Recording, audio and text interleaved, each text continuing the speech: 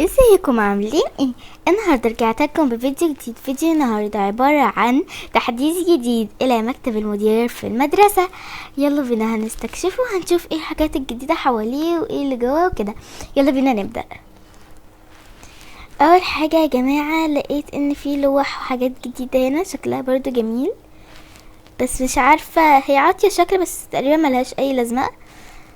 فدلوقتي بقى في برضو ايه ده؟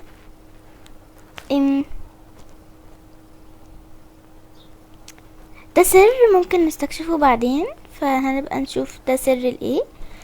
اوكي محتاجين اكيد ده اللي فوق ده، مش عارفة بتاع ايه، بس انا عارفة ايه اللي تحت ده تقريبا حاجة المفتاح. هنحط بقى الحاجات دي وهنخش جوه. فده سر هنبقى نستكشفه بقى مع بعض. هي دي حاجة بتتاكل يا جماعة؟ أم جماعة مش عارفة ايه دي بس شكلها غريب، فهنبقى نشوف في الاخر دي ايه. يلا بينا نخش جوه.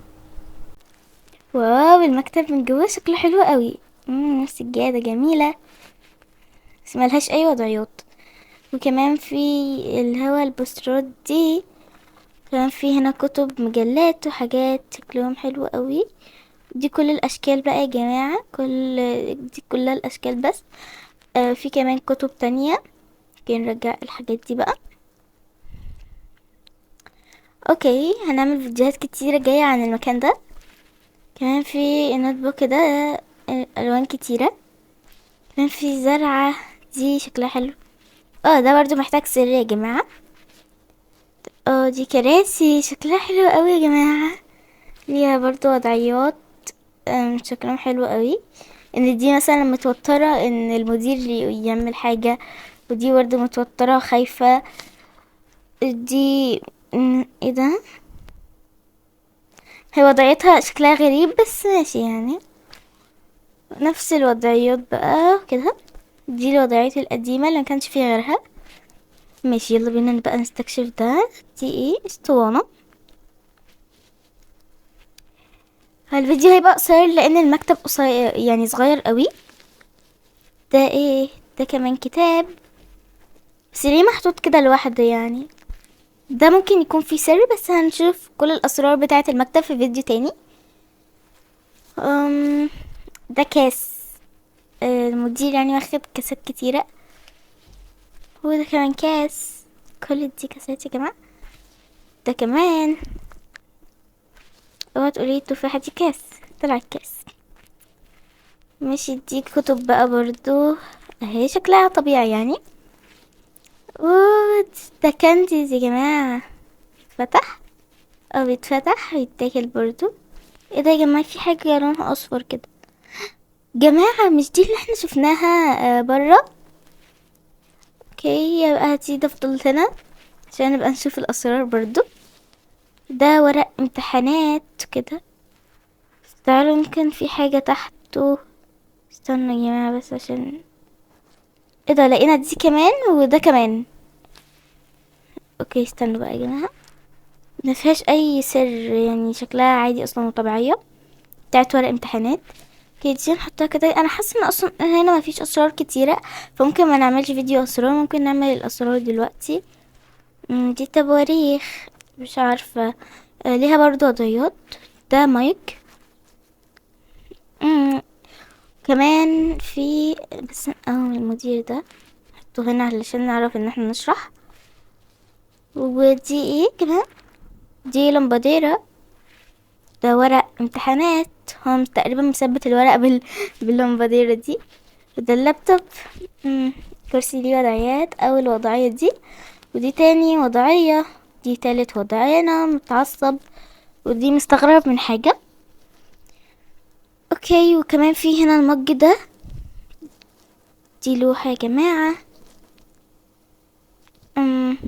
اللي هي برضو وضعيات. طب ليه الصورة دي ما بتتفتحش ان احنا نشوفها من قريب؟ دي كمان لمبة. ممكن ناخد اللمبة دي في الأوضة بتاعتنا.